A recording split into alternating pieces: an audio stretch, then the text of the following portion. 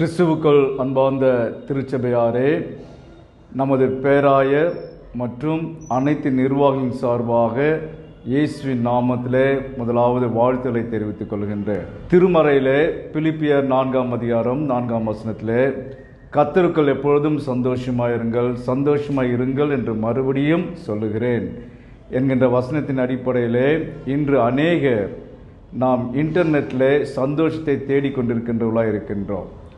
ஒருவேளை நம்முடைய ஆற்காலத்தின் திருச்சபையிலே டிஜிட்டல் மினிஸ்ட்ரி மூலமாய் கர்த்தருக்குள் சந்தோஷமாய் இருங்கள் என்கின்ற வசனத்தின் அடிப்படையிலே இந்த ஊழியத்தை செய்ய ஆரம்பித்திருக்கின்றோம். இந்த ஊழியத்தில் நீங்கள் பங்கு பெறவும் இதை நீங்கள் பார்த்து கலிகூறவும் உங்களை அன்புடன் கேட்டுக்கொள்கின்றேன். இதை பொறுப்பேற்று நடத்துகின்ற பொறுப்பாளர்களுக்கும் என்னுடைய வாழ்த்துக்களை தெரிவித்துக் கொள்கின்றேன். இதில் தொடர்ந்து அநேக பல்சுவை நிகழ்ச்சிகள் இதில் வரும், அதனையும் நீங்கள் கண்டு கழியுங்கள்.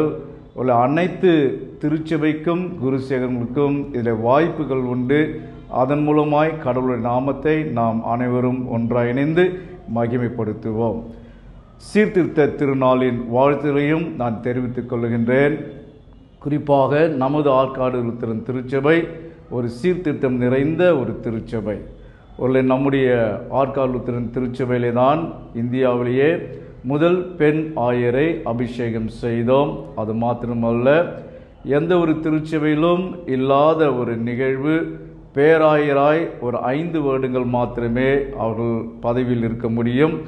அதைத் தொடர்ந்து அவர்கள் மறுபடியும் தேர்தலை சந்திக்க வேண்டும். இப்படிப்பட்ட சீர்திருத்தங்களும் புரட்சிகளும் நிறைந்த திருச்சபையிலே நம் உறுப்பினர்களாய் இருக்கின்றோம்.